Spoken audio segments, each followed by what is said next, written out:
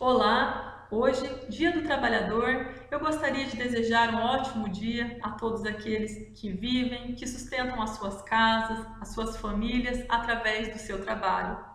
Eu gostaria também de convidá-los a uma reflexão com relação à forma que o trabalhador é tratado dentro do sistema político e econômico no qual estamos inseridos. Um sistema no qual o ser humano é totalmente desvalorizado. Eu vou dar um exemplo bastante didático. Vamos imaginar que eu sou dona de uma empresa que produz um celular como esse aqui. E eu posso estar vendendo esse celular a R$ 300. Esse valor seria o suficiente para eu arcar com os meus custos de produção e ainda obter lucro. Mas, de repente, há a possibilidade de eu estar vendendo esse mesmo aparelho por R$ 1.000. Dessa forma, eu mais que triplico o meu lucro. Então, se opta por vender aquela mercadoria pelo maior preço possível. Agora, vamos imaginar uma situação diferente. Vamos imaginar que eu vou contratar um funcionário para trabalhar na produção desse celular. Eu posso estar pagando para ele um salário de R$ 3.000. Dessa forma, minha empresa se mantém, eu continuo obtendo lucro, pagando esse salário. Mas há a possibilidade de eu pagar a esse trabalhador um salário mínimo, R$ 1.000. Dessa forma, o meu lucro vai ser maior. Tudo bem que esse trabalhador, que essa família vai ter uma vida mais difícil, mais desconfortável. Mas, em geral, se opta por pagar o menor salário possível.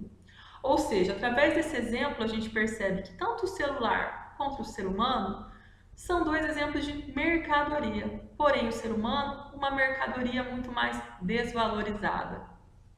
É óbvio que quando eu falo desse exemplo, eu não estou me referindo ao pequeno empresário. Os pequenos empresários são verdadeiros heróis. Eles muitas vezes não conseguem pagar salários maiores porque as taxas, as tributações são muito altas. Já é difícil abrir uma pequena empresa, é muito difícil mantê-la, exatamente porque esse sistema não interessa essas pequenas empresas.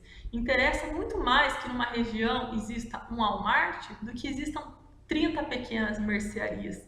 Por isso, toda essa taxação e essa dificuldade. Nada disso é por acaso. Então, os pequenos empresários também são guerreiros, são trabalhadores que têm um grande valor dentro da nossa sociedade. Mas o trabalhador, de uma forma geral, sempre tem salários que não são suficientes para lhes dar uma vida digna, que muitas vezes não permite com que eles tenham capacidade de arcar com as despesas mais básicas, das suas necessidades mais básicas. Um exemplo é moradia. Um trabalhador que recebe um salário mínimo, muito dificilmente vai poder obter a casa própria. Porque uma casa, inclusive, uma casa popular, um apartamento mais simples, que poderia custar R$ 50.000, é vendido por 100, 150, 200, impossibilitando grande parte das pessoas a ter acesso a esses bens. Ou ainda fazendo que muitas dessas pessoas sejam reféns de uma única possibilidade, uma benesse financeira, que é um financiamento imobiliário. Dessa forma, a pessoa torna-se escrava de um banco por boa parte da sua vida, porque é possível se parcelar um imóvel desse em 360 meses, 420 meses, ou seja, a pessoa fica décadas trabalhando para o banco, dando dinheiro ao banco para cobrir, obviamente, juros bancários, porque o valor desse imóvel vai se multiplicar dentro de uma transação bancária como essa. O outro exemplo é saúde. Em média, uma consulta médica particular no Brasil custa R$ 300.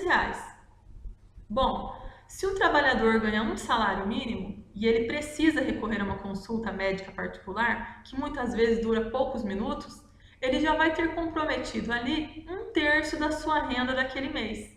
E como é que ele faz para manter as suas demais despesas? Então a gente percebe como dentro desse sistema o trabalhador é oprimido, esmagado, e não só isso, ele é também enganado. Ele é levado a acreditar que o culpado, o responsável por ele estar naquela situação difícil financeiramente, é ele mesmo.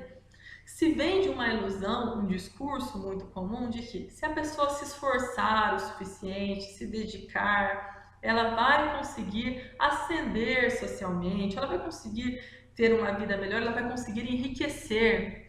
E isso, obviamente, que não é bem assim, né? Vamos dar um exemplo, vamos pegar um pedreiro que trabalha desde novinho, lá 14 anos, até menos, acordando antes do sol nascer, trabalhando pesado o dia inteiro, muitas vezes estudando à noite com dificuldade.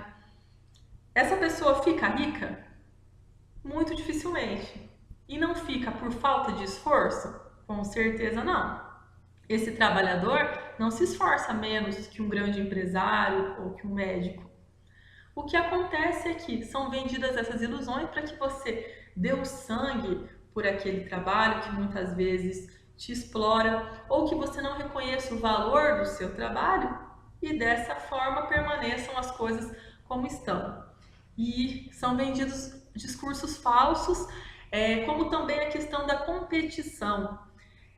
O tempo todo é nos colocado que nós temos que competir com o colega, que nos destacar, que sermos melhores. E isso permeia a sociedade de competição e faz com que não haja espaço para cooperação. As crianças, desde pequenas, são ensinadas que ela tem que se destacar mais que o coleguinha. Que tipo de sociedade a gente cria onde as pessoas se enxergam como inimigos, como adversários? Com certeza não vai surgir muita coisa de boa, de bom, de uma sociedade que tem essa lógica de pensamento e de ação.